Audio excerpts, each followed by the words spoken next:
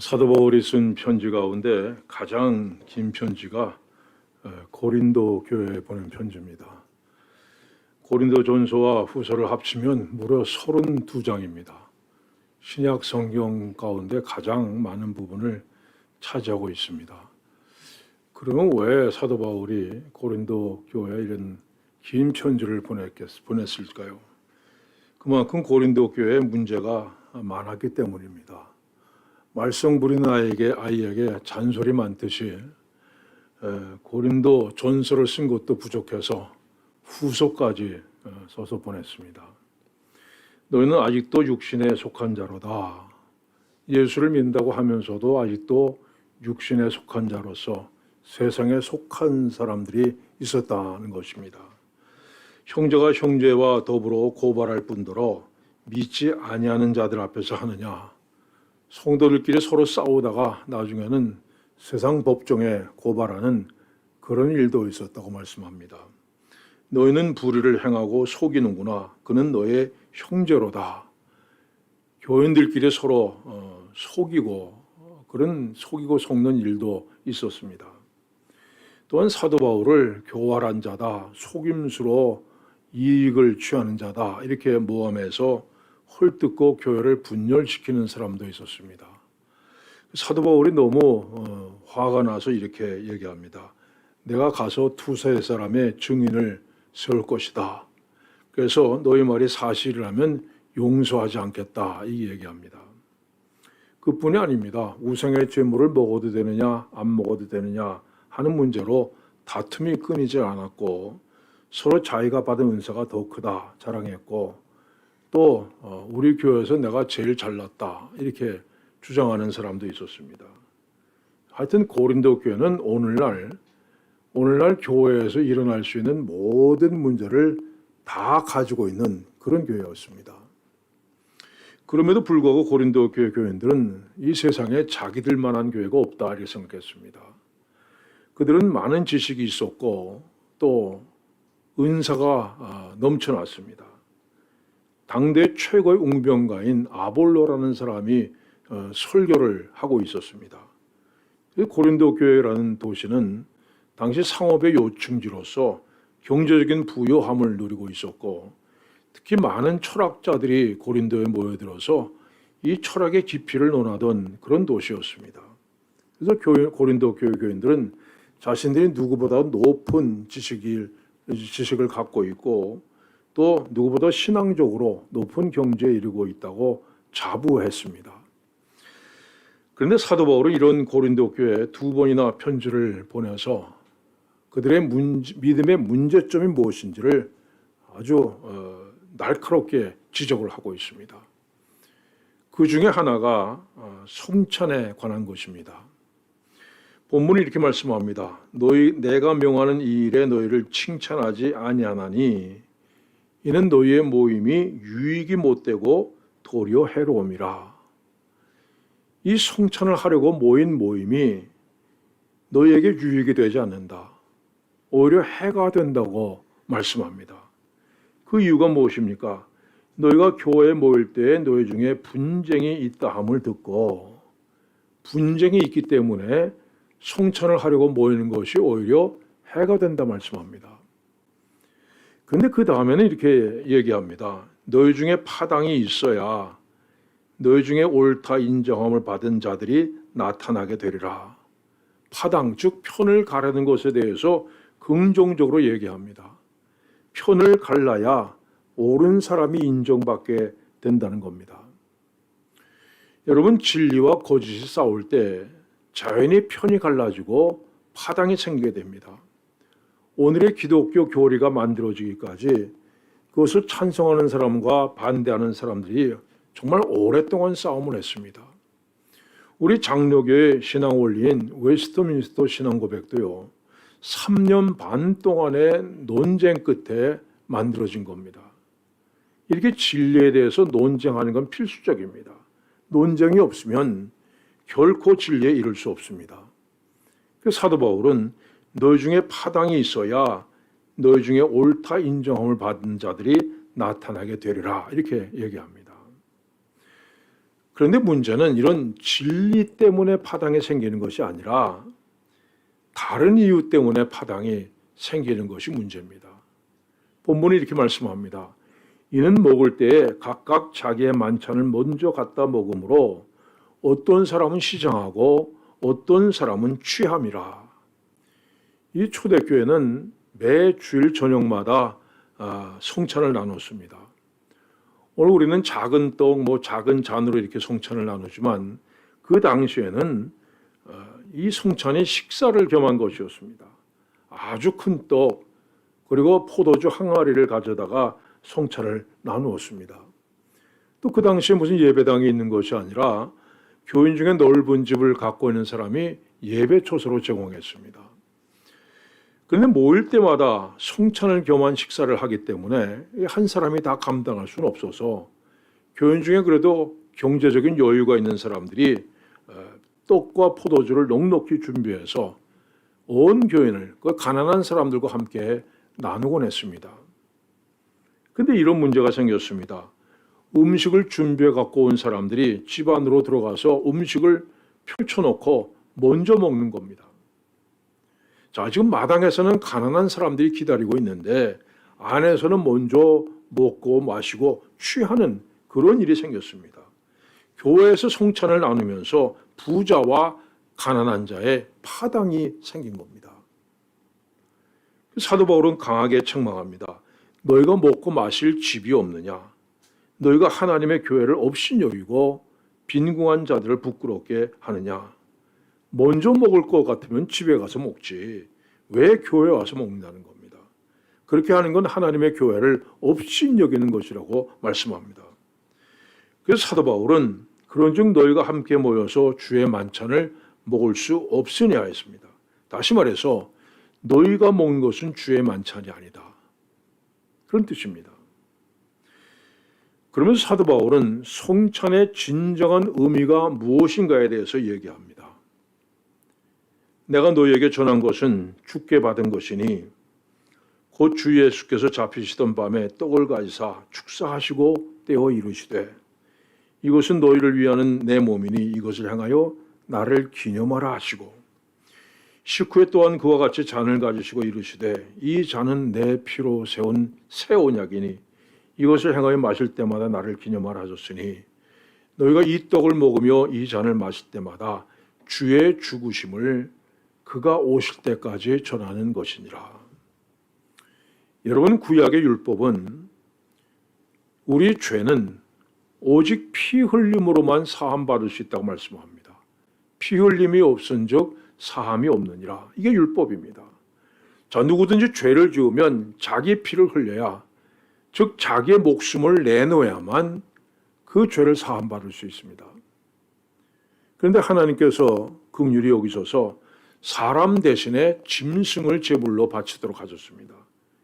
이 제물이 죽임을 당하고 피가 뿌려지고 그 살이 불태워지는 동안 이 제물 드린 사람은 그 앞에 엎드려서 그 제물과 자기 자신을 동일시하는 겁니다.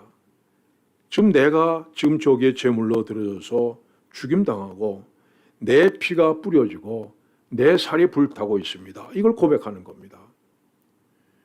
자, 그런데 예수님께서 우리의 죄를 위해 어린 양 제물로 드려지셨습니다. 보라 세상 죄를 지고 가는 하나님의 어린 양이로다. 자, 우리는 이제 우리 죄 때문에 더 이상 피를 흘릴 필요가 없습니다. 이젠 누구든지 예수 그리스도를 믿기만 하면 예수님께서 내 죄를 대신해서 어린 양 제물로 돌아가신 사실을 믿기만 하면 누구나 죄 사함 받고 구원받고 하나님의 자녀가 되는 특권을 누리게 됐습니다. 그래서 이것이 새로운 약속입니다. 이 잔은 내 피로 세운 새 언약이니 이것을 행하여 마실 때마다 나를 기념하라. 여러분, 그래서 성찬의 핵심은 주의 죽으심입니다.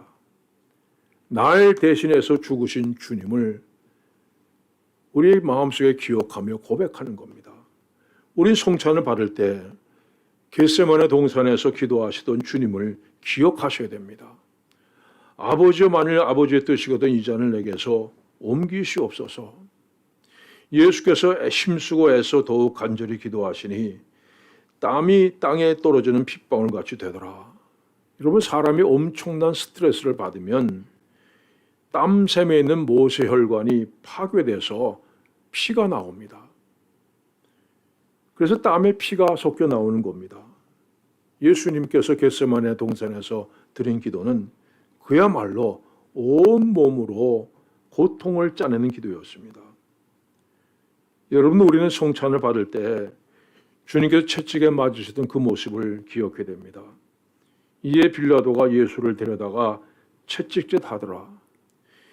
당시 로마 군인들이 사용하던 채찍은 끝이 39가닥으로 갈라져 있습니다. 그래서 한 번 채찍에 맞으면 동시에 39대를 맞는 겁니다. 또 그 채찍의 끝에는 뼈 조각과 쇠구슬이 달려 있는데 뼈 조각은 살을 찢어지게 만들고 쇠구슬은 그 안에 파고들어서 상처를 더 벌어지게 만듭니다. 이 채찍으로 어깨부터 해서 등과 엉덩이, 허벅지를 사정없이 내려치는 겁니다. 여러분, 우리는 성찬을 받을 때 십자가에 못 박히신 주님을 기억해야 됩니다. 그들이 예수를 십자가에 못 박은 후에 십자가는 손목과 발에 18cm나 되는 커다란 못을 박는 겁니다. 이 손목은 우리 몸의 중추신경이 지나가는 겁니다. 그 손목에 못이 박히는 순간 동맥이 터져나가기 때문에 불에 타는 듯한 통증을 느끼게 됩니다. 이렇게 손목과 발에 못이 박힌 채로 십자가에 매달려 있으면 이 손목에서 팔로, 팔에서 어깨로 이어지는 근육이 극도로 팽창하면서 호흡장애를 가져옵니다. 근육에 산소 공급이 안 돼서 극심한 통증과 함께 경련을 일으키게 됩니다. 그래서 숨을 쉬어보려고 몸을 위로 치켜 올리면 이번에는 못 박힌 발에 체중이 쏠려서 다리가 찢어집니다. 이렇게 시간이 갈수록 점점 더 심해지는 고통 가운데 몸부림치다가 숨이 끊어진 것이 십자가형입니다. 우리는 성찬을 받을 때 십자가에 못 박힌 채로 하늘을 향해 부르짖던 주님의 음성을 기억해야 됩니다. 나의 하나님, 나의 하나님, 어찌하여 나를 버리시나이까. 예수님께서 겪으신 고통은 온 인류의 죄를 한 몸에 뒤집어 쓰시고 죄인으로 죽는 고통입니다. 하나님께로부터 버림받아서 지옥으로 떨어지는 고통입니다. 하나님은 아들 예수님을 죽음으로 내몰고 예수님은 아버지께 버림받아서 죄인의 모습으로 십자가에 달려 죽는 참으로 처절한 이별의 아픔입니다. 여러분, 이렇게 주의 죽으심을 기억하는 것이 성찬의 핵심입니다. 날 위해서, 날 대신해서 죽으신 주님의 죽으심을 기억하는 것입니다. 계속해서 본문에 이렇게 말씀합니다. 그러므로 누구든지 주의 떡이나 잔을 합당하지 않게 먹고 마시는 자는 주의 몸과 피에 대하여 죄를 짓는 것이니라. 사람이 자기를 살피고 그 후에야 이 떡을 먹고 이 잔을 마실지니 주의 몸을 분별하지 못하고 먹고 마시는 자는 자기의 죄를 먹고 마시는 것이니라. 어떤 목사님들은 이 말씀에 근거해서 최근에 기억에 남을 만한 죄를 지은 일이 있으면 성찬을 받지 말라, 참여하지 말라 이렇게 얘기하는 경우도 있습니다. 여러분, 그런데 이건 성경에 가르친 것은 다릅니다. 예수님은 성찬을 나누면서 하신 말씀이 무엇입니까? 이것은 죄 사함을 얻게 하려고 많은 사람을 위하여 흘리는 바 나의 피, 곧 언약의 피니라 말씀하셨습니다. 성찬의 근본적인 의미는 죄 사함을 받게 하는 겁니다. 성찬은 주님의 찢기신 살과 흘리신 피를 상징합니다.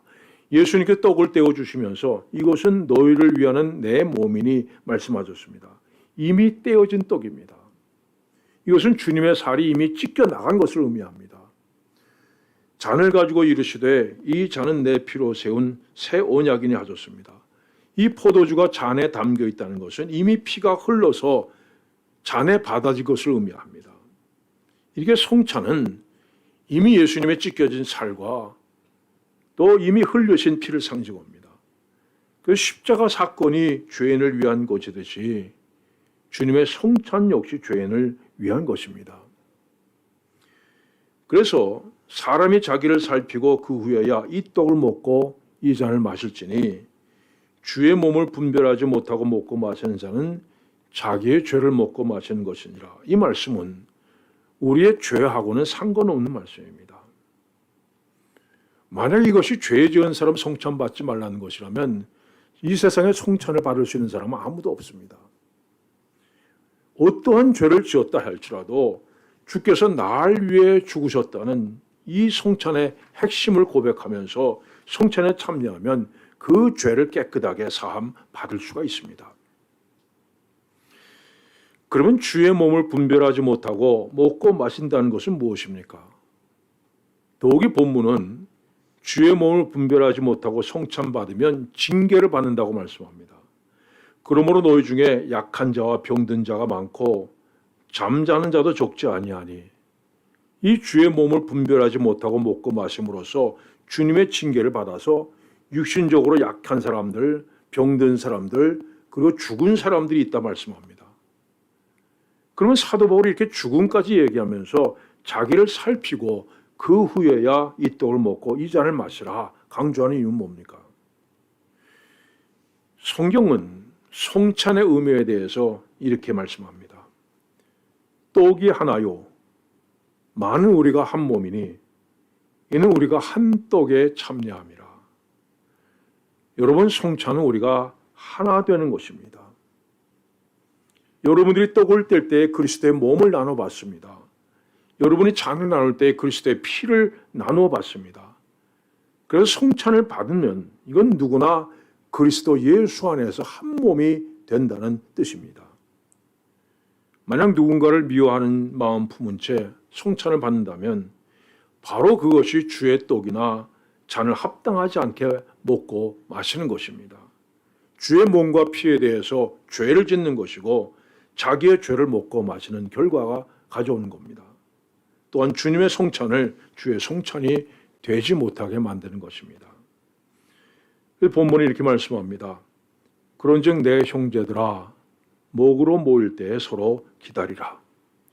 주의 성찬 앞에서 다 같이 하나가 되라는 말씀입니다. 한 자리에 모여서 한 마음으로 우리 서로가 하나됨을 생각하면서 성찬에 참여하라는 말씀입니다. 사랑하는 여러분, 이 시간 주님의 가르침을 따라서 주의 성찬을 베풉니다. 주님께서 날 대신해서 죽으셨다는 성찬의 의미를 마음속에 기억하면서 이 성찬을 받을 때 주님께서 나를 위해 하신 일들을 생각하시길 바랍니다. 또한 이 성찬 받기 전에 여러분 마음속을 살펴보시기 바랍니다. 누구를 미워하는 것이 없는가? 원망하는 것이 없는가? 살펴보시기 바랍니다. 모든 사람을 사랑해서 십자가를 지신 이 주님의 마음을 품고 이 성찬을 받는 여러분들 되시기를 축원합니다. 기도하겠습니다. 하나님 아버지, 이 시간 주님의 성찬을 나누려고 합니다. 성찬의 가장 근본적인 의미, 주님께서 날 대신해서 이 죄인 중에 괴수와 같은 날 대신해서 하나님의 아들이 십자가에 못 박혀 죽으셨다는 이 사실을 기억하며 성찬을 받게 하여 주시고, 우리 마음속에 누군가 미워하는 마음, 섭섭한 마음, 증오하는 마음들이 있으면 이 시간 성령께서 깨끗하게 제해 주시옵소서. 오직 우리를 위해 십자가 지신 주님 그 사랑을 우리 마음에 품고 이 귀한 성찬을 받음으로 말미암아 이 성찬을 통해서도 하나님 앞에 영광 돌리게 하여 주시고 주의 죽으심을 다시 한번 기억하는 예식이 되게 하여 주시옵소서. 예수님의 이름으로 기도하옵나이다. 아멘.